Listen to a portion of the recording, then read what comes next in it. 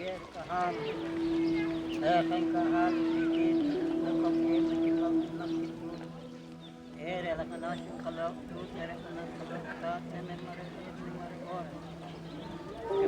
Deus que ele protege nas medidas e que por nós que mulquismo era que nós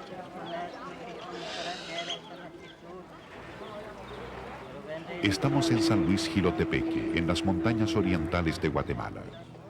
En esta región viven los pocomames.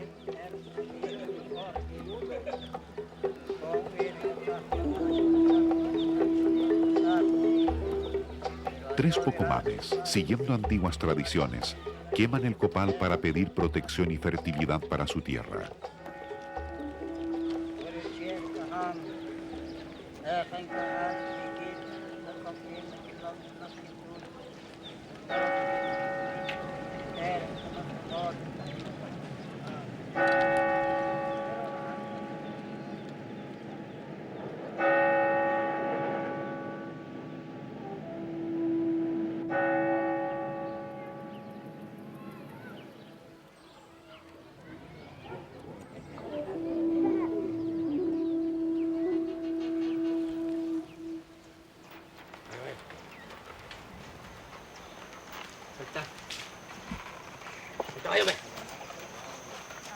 El oriente de Guatemala es una región seca. Las altas montañas de la sierra frenan las nubes. Predomina un bosque espinoso y subtropical, muy desforestado por prácticas agrícolas. Los cultivos fundamentales son el maíz, los frijoles y el café. Toda la civilización maya se basó en una producción agrícola cuyo epicentro era el cultivo del maíz.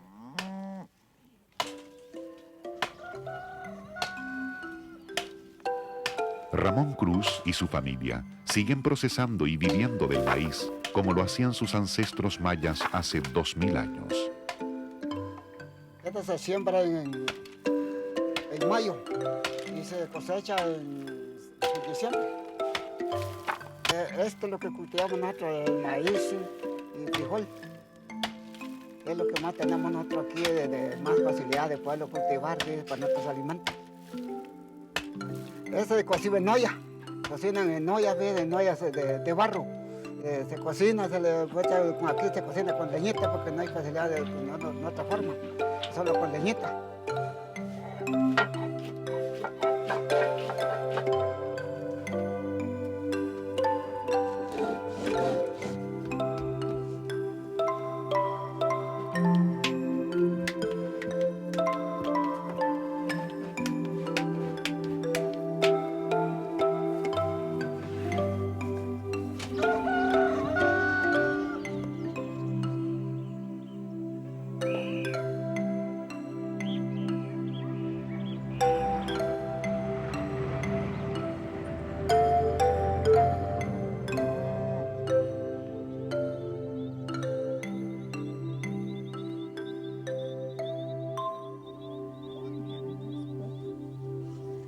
Kau cuai. Nah, dia ada nak pun kau makan, nah pun kan. Cek kompor.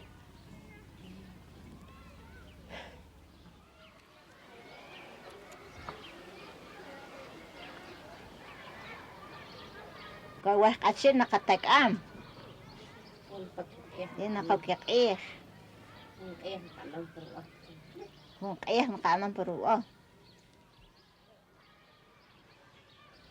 Hay que amasar el barro y embrocarlo y ir formando lo que se va haciendo. Llega uno hasta las 6 de la tarde para terminar.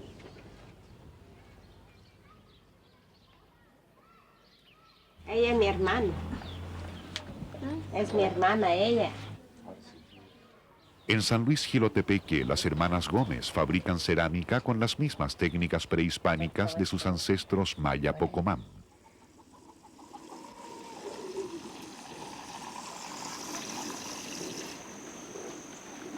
Los cántaros de arcilla coexisten hoy con los de plástico que los imitan fielmente y siguen bajo el brazo o sobre la cabeza, transportando su preciosa carga líquida hasta la morada familiar. También el ayote o calabaza, proporciona excelentes recipientes para agua y comida. Tasharjá.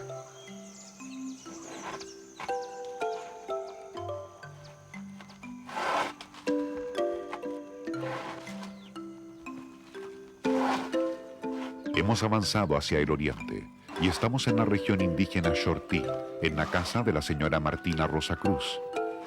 Cuando sus labores domésticas se lo permiten, teje hamacas de enequén, que luego venderá en el mercado de Jocotán.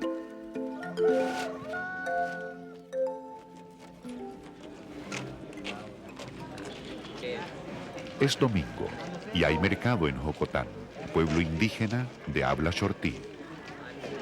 La gente viene de todas las aldeas cercanas a vender sus productos, que generalmente serán revendidos en las ciudades en mercados más rentables. La tierra no solo es rica en productos comestibles, sino que también provee de los elementos necesarios para hacer hamacas, lazos y sombreros necesarios para la vida cotidiana. Petates, literas tejidas de palma.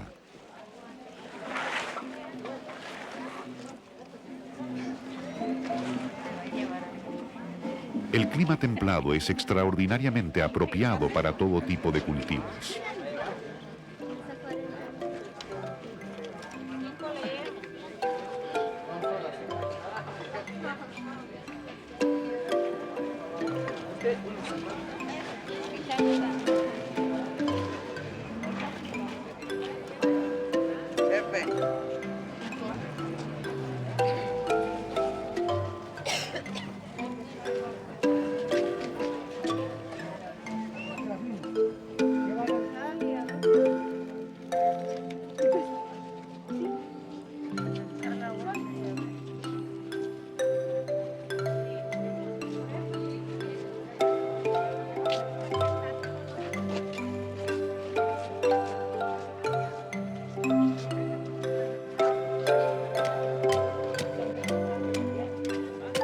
El coco de agua entrega su líquido dulzón que apaga la sed y es un buen alimento.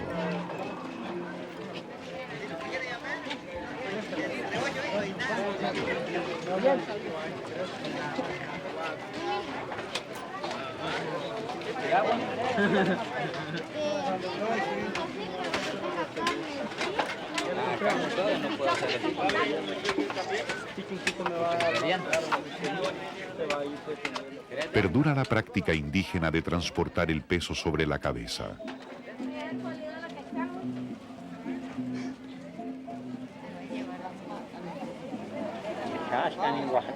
Las ollas de greda para cocer maíz, frijoles y verduras tienen una gran demanda, así como los recipientes de ayote y los metates de piedra imprescindibles para moler el maíz y hacer tortillas.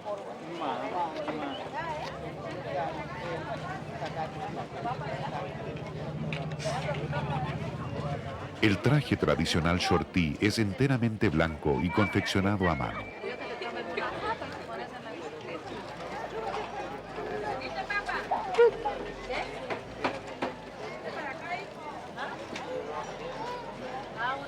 El sombrero es una prenda fundamental para los xortís.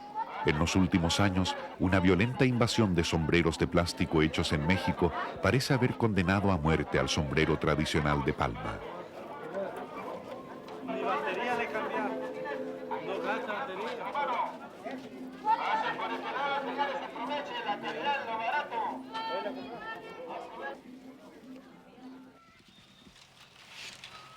En San Jacinto, cerca de Jocotán, Rosita Elvira ha innovado y usa máquina de coser, pero está uniendo ancestrales trenzas de palma.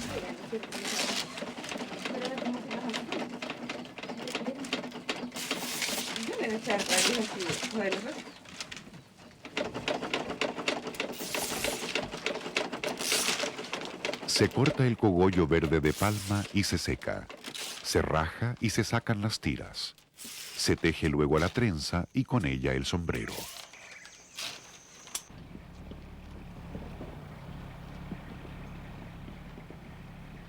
En la aldea de Agujitas, cerca de San Pedro Pinula, Natividad Nájera aún hace totalmente a mano los sombreros de palma. y la máquina se ve la costura porque va endosado. Y en cambio esto es un solo fondo, no se nota y va la pintura. ¿Y cómo aprendió usted?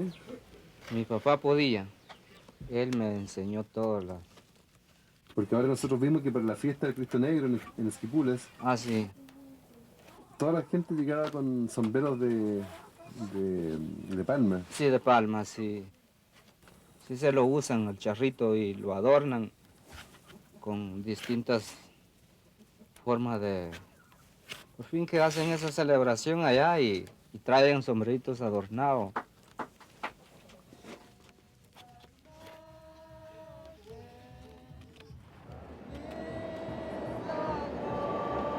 Madre nuestra que estás en el cielo santo. 14 de enero, vigilia de la fiesta del Cristo Negro de Esquipulas, junto a la frontera hondureña. Los peregrinos deben utilizar sombreros de palma adornados con un gusano de colores llamado toquilla. Dios te salve, muy su único Hijo nuestro Señor. Antes de la llegada de los españoles, Esquipulas era un importante centro ceremonial maya. Se realizaban ritos en el solsticio de primavera y estaban relacionados con los movimientos del sol. Por ahora, Espíritu Santo, ay Jehová, a poder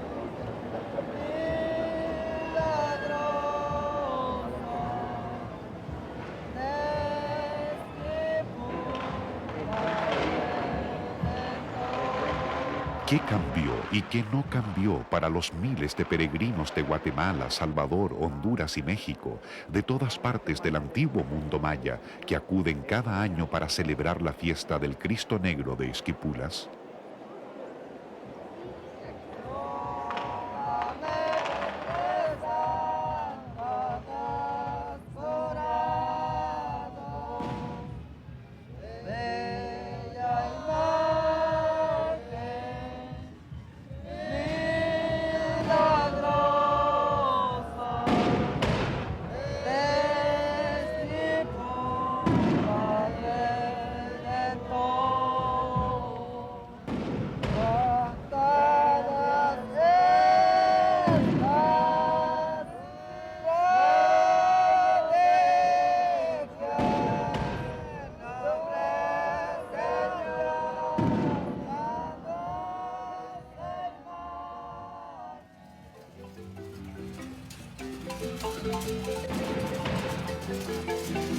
Día 15.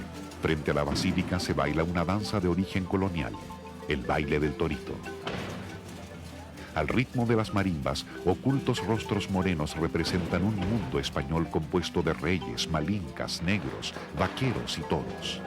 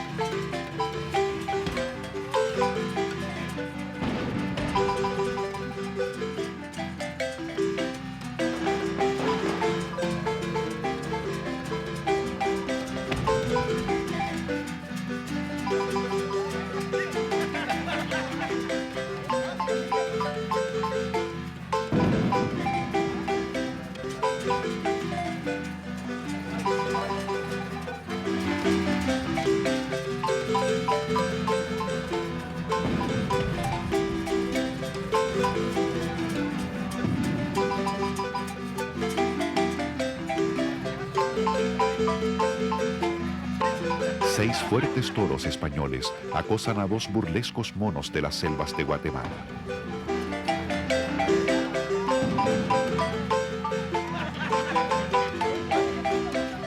En época maya, el dios mono protegía a los artistas y escribas.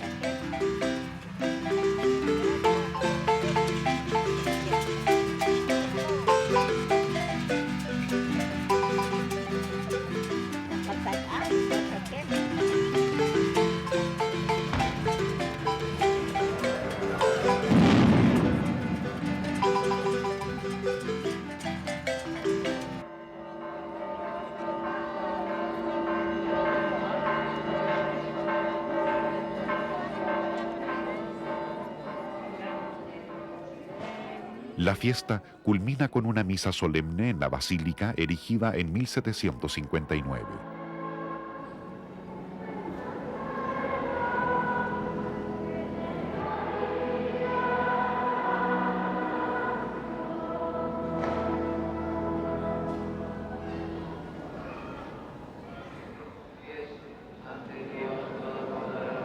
La imagen de madera del Cristo tallada en 1595 es morena por el humo centenario de las velas. Los miles de peregrinos que en una fila gigante han esperado por ver al Cristo siguen llegando junto a él para expresarle su devoción.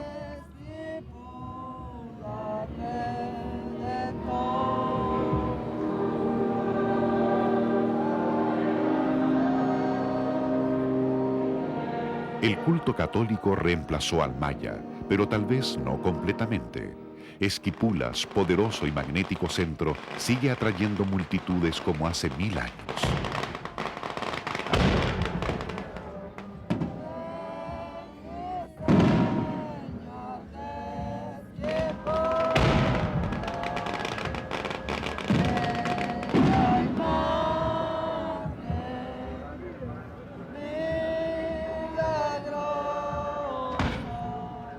¿Cómo era ese antiguo mundo maya, cuya formidable presencia resuena en el presente? En las selvas de Guatemala, durante siglos permanecieron sus huellas ocultas.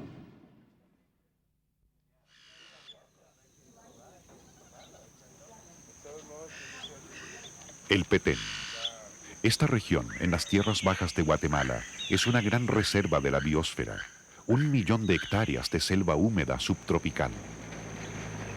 Hace 1000 años estaba totalmente cultivada. Millones de mayas la habitaban.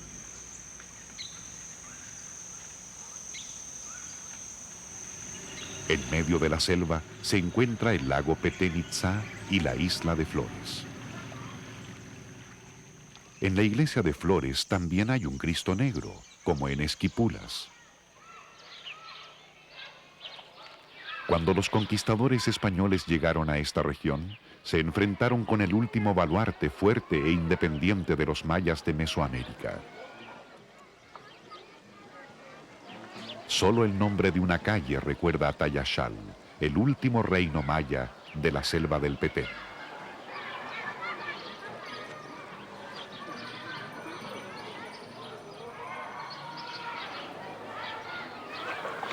La geografía lacustre de Flores mantiene aún vigente la importancia de las embarcaciones como medio de transporte. Hace alrededor de 3000 años, el agua de lagos y canales se transformó en corredor natural de comunicación. Hizo transitable la espesa y casi deshabitada selva del Petén.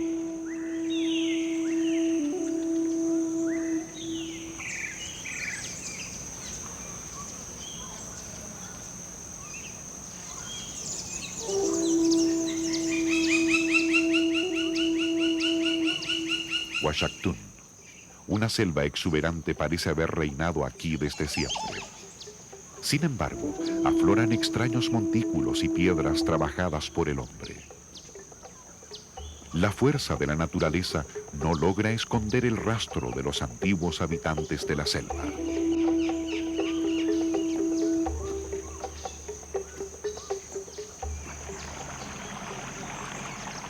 Lago Yaxha. Esta es una región que se llama la región de los lagos centrales de Petén, que es una cadena de lagos que no tienen salida. Esto fue usado por los mayas todo el tiempo, incluso por los hombres prehistóricos. Incluso ahora la comunicación es, el corredor natural de comunicación es este. En el centro del lago Yaxha se encuentra la isla de Topochté, el lugar de los ancestros. No fue ocupada por los españoles y se mantuvo largo tiempo como lugar secreto de peregrinación de los descendientes de los mayas.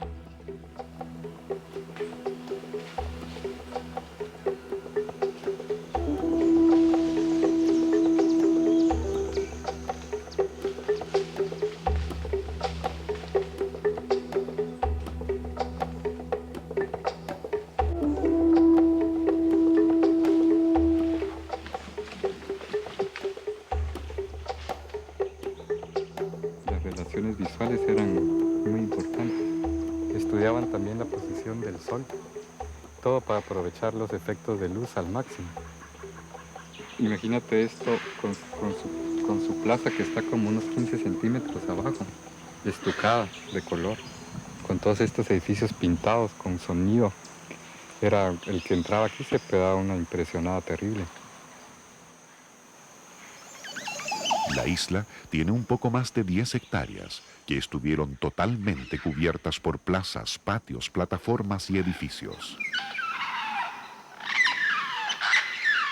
Hay fotos de 1904, donde el edificio estaba completo. En 1960 hay otra fotografía del mismo lugar completa. Y en los años 70, 80, por no darle mantenimiento, toda esta pared se lavó. Y, se fue, y ahí estaba abajo, estaba todavía armada.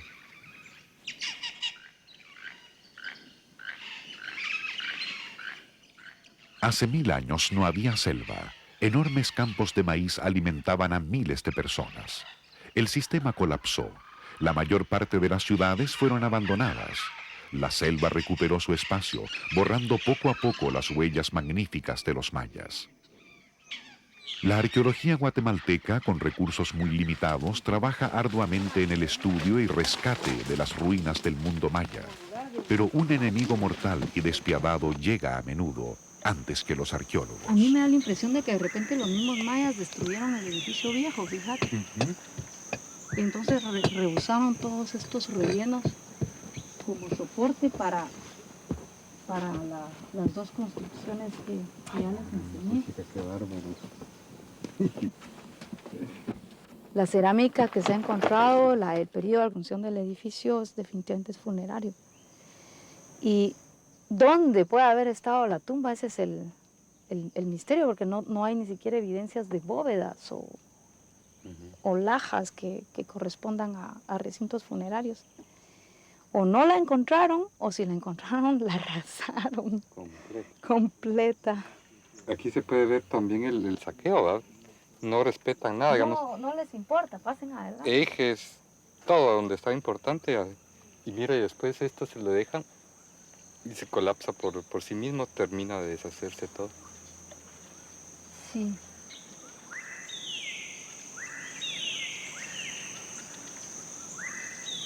Poco a poco, este sitio periférico entrega información a Vilma Fialco y su equipo, que estudia cómo se interconectaba el sistema maya para entender cómo funcionaba esta civilización, que implantándose en la selva logró resultados tan extraordinarios.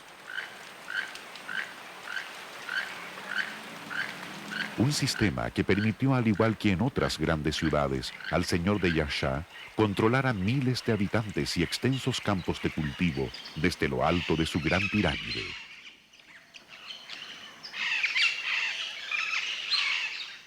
A 30 kilómetros de Yaxha se encuentra Tikal. Es el centro del Petén. Fue también el centro del mundo maya. La noche oscura en que el peligroso jaguar de la selva busca su presa asusta al hombre maya. El jaguar se transforma en el dios del inframundo.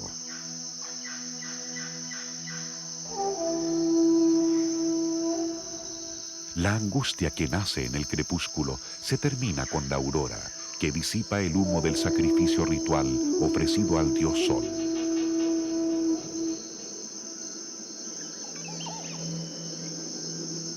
Tikal ocupaba 16 kilómetros cuadrados. Anchas calzadas elevadas comunicaban los centros urbanos. Se construyeron espejos de agua, grandes plazas y palacios, enormes templos.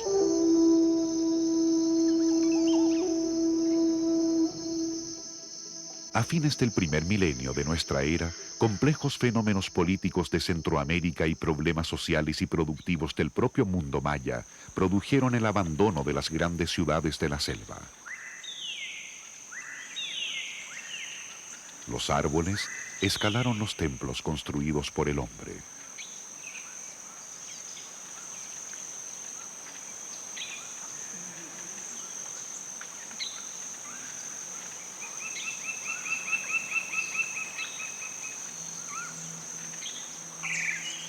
Nunca más Los incensarios en forma de jaguar invadieron con humo de copal el aire de Tikal.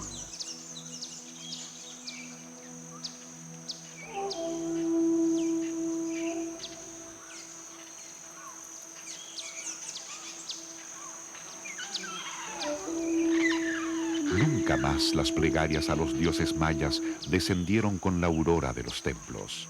Los palacios ya no devolvieron eco de trompetas resonando sacrificios.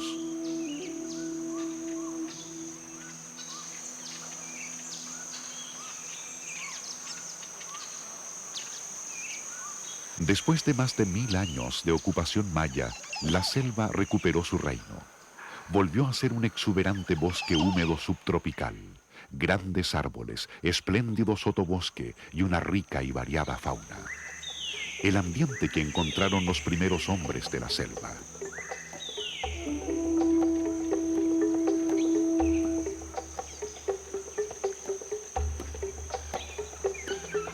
En el centro del mundo se encuentra una gran ceiba verde con sus raíces en el inframundo y sus ramas en los niveles de los cielos. Los muertos suben por el tronco y ramas hacia el cielo.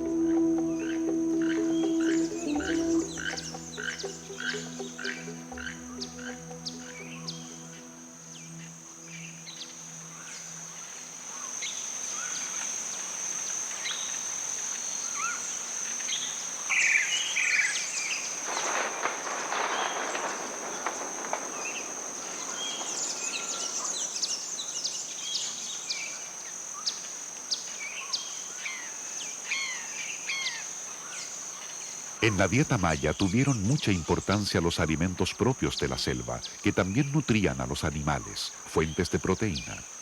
El alto consumo y probable cultivo de árboles de frutos comestibles, como la nuez de Ramón y el chico zapote, llevó a un cambio en la distribución habitual de estos árboles en el bosque.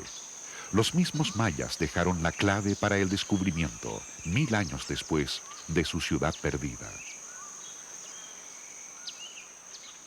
Todos los troncos de chico zapote muestran extrañas incisiones. Las hicieron los chicleros a partir del siglo pasado.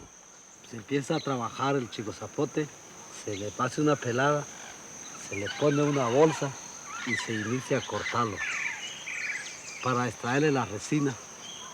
Después de que ya esté a una altura como máxima aquí, entonces agarramos un mecate, o sea, un lazo, lo amarramos en el árbol y nos amarramos nosotros mismos aquí, y entonces empezamos a ir para arriba para extraerle toda la resina que pueda tener allá arriba. Entonces ya después de terminado el árbol de picarlo, nos bajamos y lo aseguramos bien la bolsa, y terminando ya de esto, partimos para buscar otros chicos zapote para seguir trabajando el resto del día.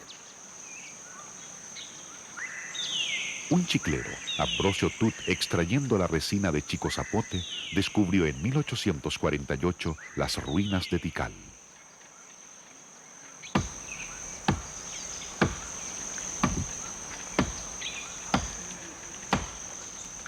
A partir de fines del siglo pasado, exploradores, arqueólogos y restauradores trabajan incesantemente para arrancar a la selva los secretos mayas.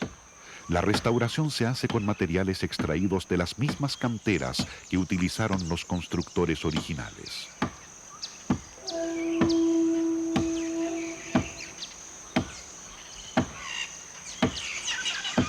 Durante más de 1000 años, no descansaron mazos, cinceles y hachas. Fue tallado Shak, el dios de la lluvia y del trueno.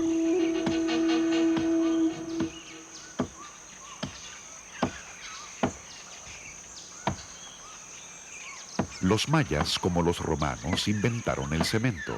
Utilizaban una mezcla de cemento de cal con guijarros húmedos y arena.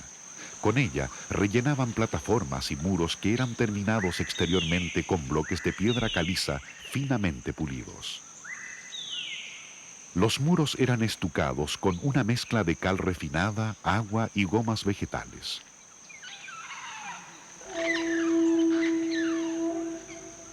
10.000 habitantes, la élite del principal reino maya, poblaban esta ciudad fastuosa y de increíble belleza.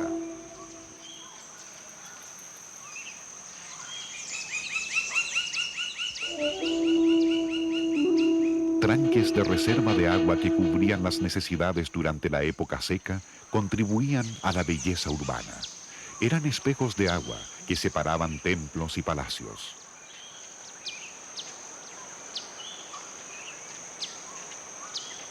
Bajo cada templo está enterrado un rey. El templo del Gran Jaguar, uno de los reyes más importantes, se eleva 45 metros sobre la Plaza Mayor. Estuvo pintado de rojo en épocas remotas.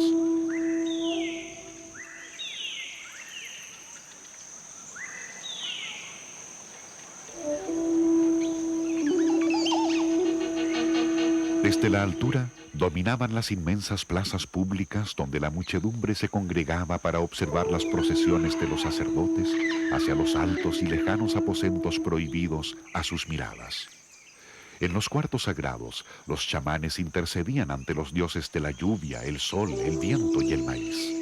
Se elevaba denso el humo del copal. Se rumoreaba el encantamiento.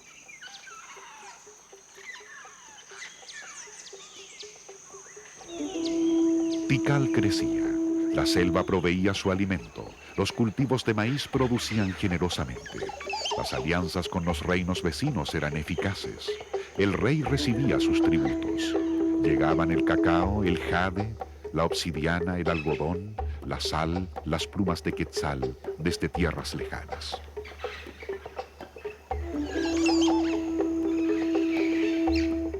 Caravanas entraban y salían por las anchas calzadas de Tikal. Los artesanos fabricaban las joyas de exportación más notables de la región. Sonaban trompetas, bailarines y canciones deleitaban junto a los mejores manjares de la selva al rey, sus sacerdotes y guerreros. Pero al caer el sol, a veces triunfaba el temible jaguar. La historia de Tikal fue marcada por grandes crisis. Fue cambiando el equilibrio político de Mesoamérica. Se modificaban las alianzas y el comercio. La selva, ya toda plantada de maíz, se agotaba.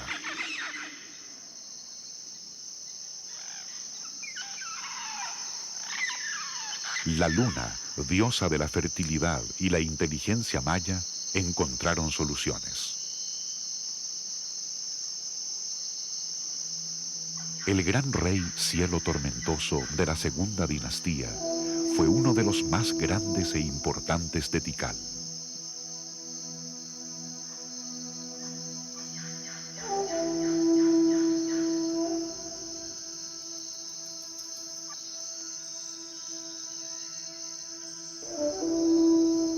Sobre su cabeza, la serpiente emplumada alcanzaba las constelaciones celestiales.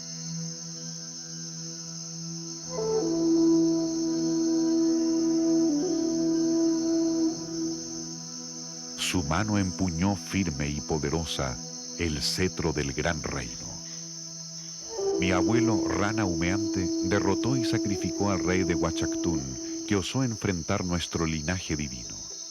Mi padre, Nariz Rizada, retomó la gloria perdida de Garra de Jaguar, nuestro dios fundador.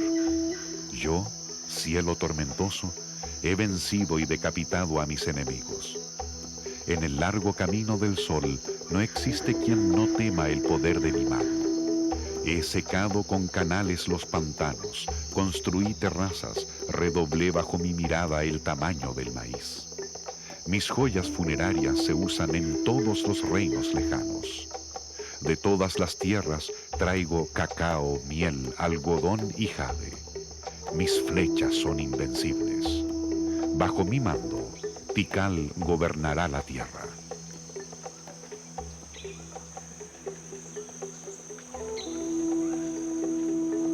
Tikal vivía su ambicioso apogeo. Tenía cada vez más guerreros, más súbditos para hacer funcionar el complejo sistema agrícola y para construir palacios y templos. Los artistas diseñaban en sus talleres el palio para transportar al dios rey.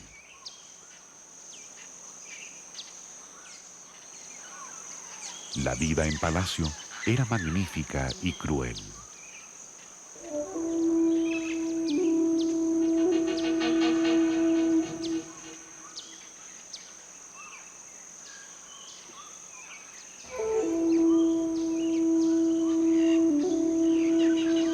Las trompetas sonaban la danza de un bailarín de la muerte para un rey cautivo. Un eunuco replicaba la orden fiera.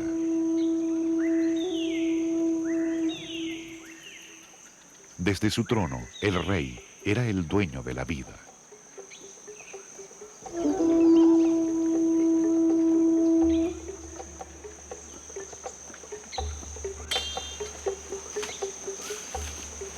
El aumento de la población planteó una carga desmesurada sobre los suelos de la selva.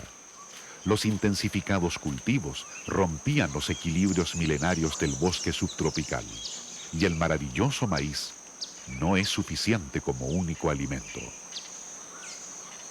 La carga de trabajo y tributos era cada vez más pesada para los campesinos. Cambiaban simultáneamente las rutas de comercio de los lagos centrales a las rutas marítimas. El poder se desplazaba a Yucatán y a México. Las importaciones de la periferia se dificultaron. Los reinos satélites se independizaron.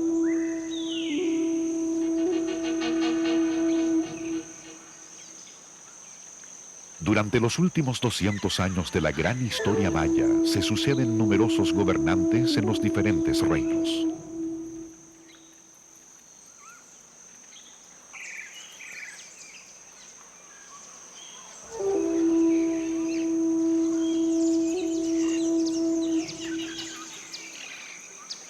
El preciso y extraordinario calendario marca reinados cada vez más cortos y muchas fechas de guerras y batallas.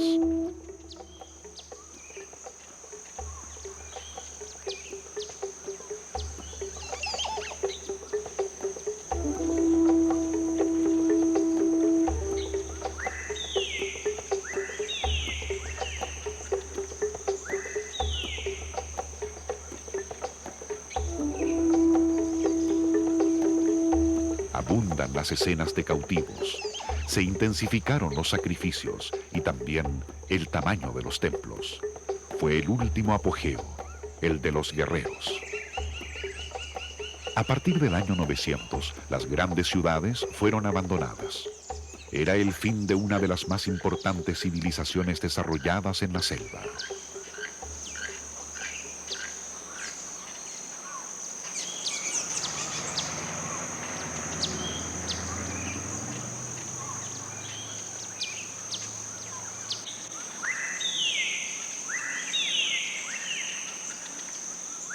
Hoy ya no hay millones de mayas en el Petén.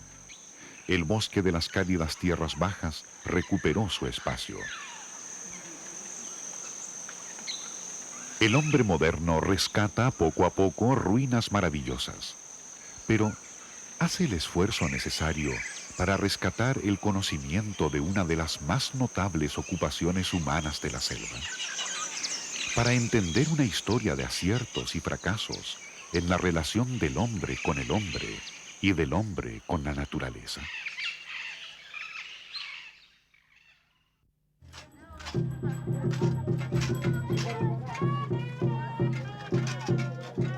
Ahawashi, el dueño de todos los hombres, tiene un muñeco que le informa del pasado y el presente, y una cadena para amarrar el mundo.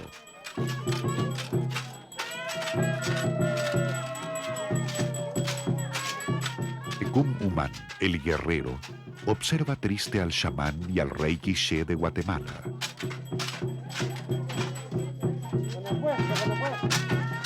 Sabe que vienen los españoles.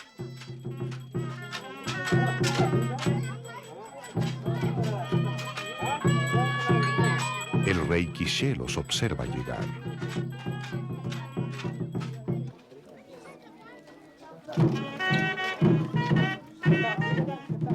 No sirvieron los encantamientos del chamán para hechizar al español. No sabía su nombre cabal. Murió mi señor, malditos. ¿Qué vienen a buscar a mi tierra? Malaya que nos recibió al mundo y Malaya mi costumbre que no valió nada.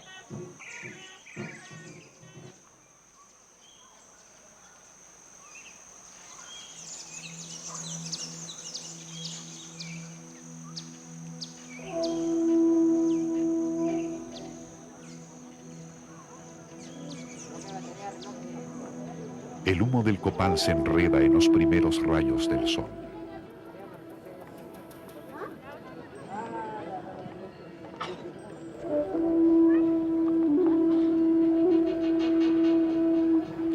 En la iglesia de Chichicastenango, en las tierras altas de Guatemala, se encontró durante la colonia el manuscrito del Popol Vuh. Era la probable transcripción de un códice de escritura maya hecha por un sabio maya quiché en 1555.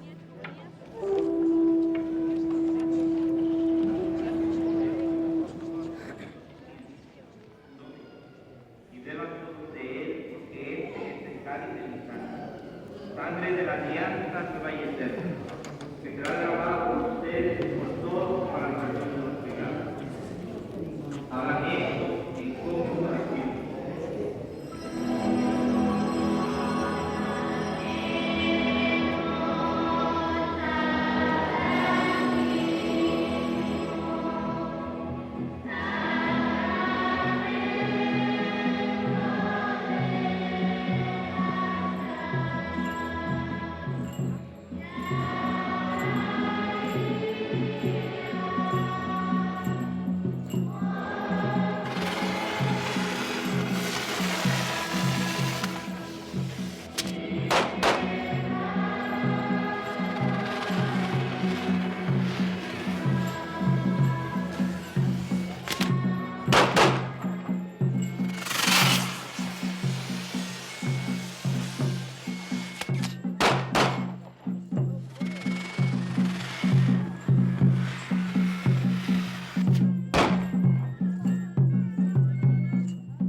La música y la danza de los cofrades son antiguas. No hay otra reminiscencia hispana que el muñeco con la esfinge del caballo.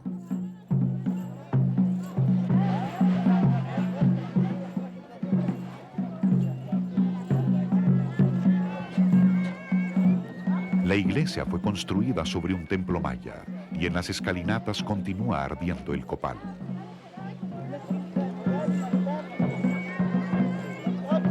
Las plumas rememoran profusamente el esplendor del quetzal. Los colores de los tejidos tiñen el aire del altiplano con policromías de otros siglos. San Pedro y San Juan La Laguna, en el lago de Atitlán.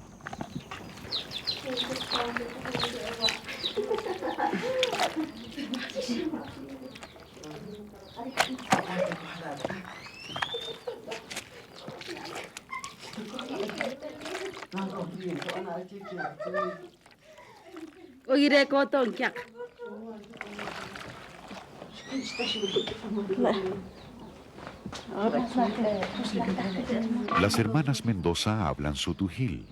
En el tiempo que pueden apartar de sus labores domésticas, dejen los colores de sus vestimentas ancestrales que llevarán a vender el domingo al mercado.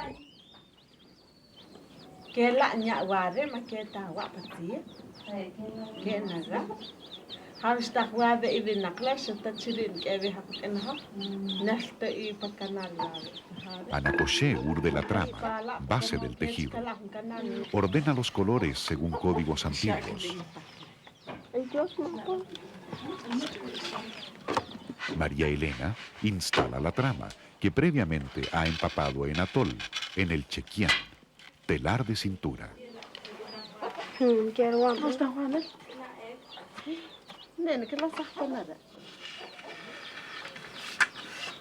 Con el demo apretará el hilo. Pronto nacerá el tejido.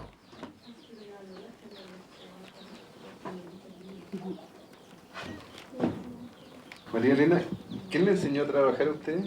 Mi mamá. ¿Y a su mamá quién le enseñó? La mamá de ella, mi abuela. ¿Siempre han trabajado igual o han cambiado la forma de trabajar últimamente? No, igual, así como trabaja ella, así trabajamos nosotros. La mujer es muy importante en la fuerza de la tradición. Confecciona sus propias prendas y las viste con orgullo, como el huipil, blusa cuyos colores cambian según los pueblos y grupos lingüísticos.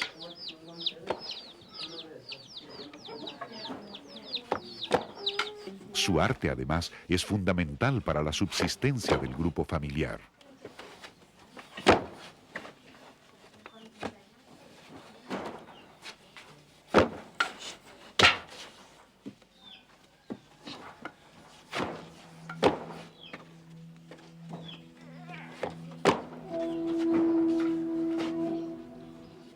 Algunos científicos creen que hace alrededor de 3000 años bajaron desde las tierras altas de Guatemala hacia la selva los antecesores de los mayas.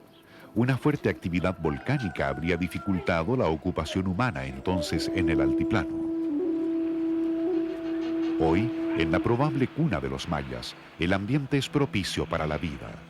El profundo lago Atitlán, moldeado a fuego volcánico, guarda sus secretos arcaicos, mientras proporciona agua en abundancia para los frutos de la tierra, los mismos frutos que desarrollaron sus abuelos milenarios.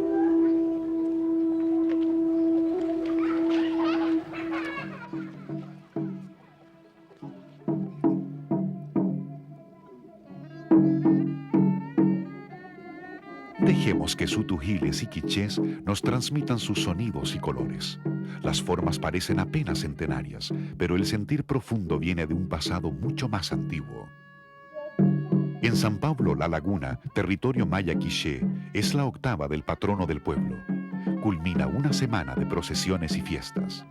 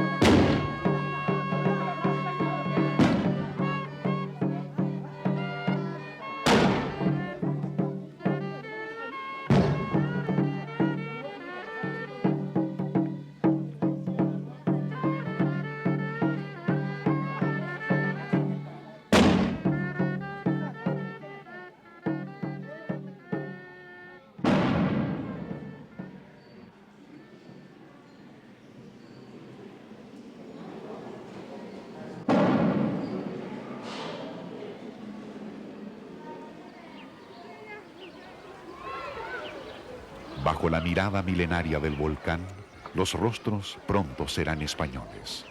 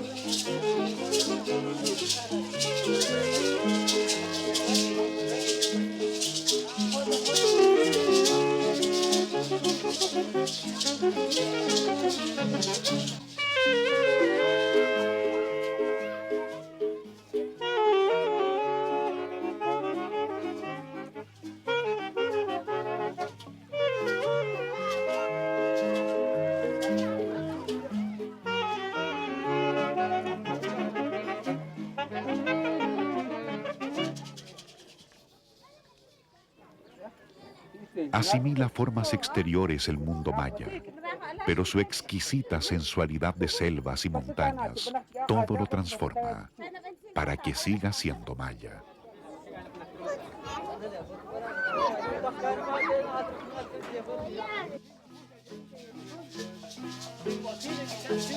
Gracias.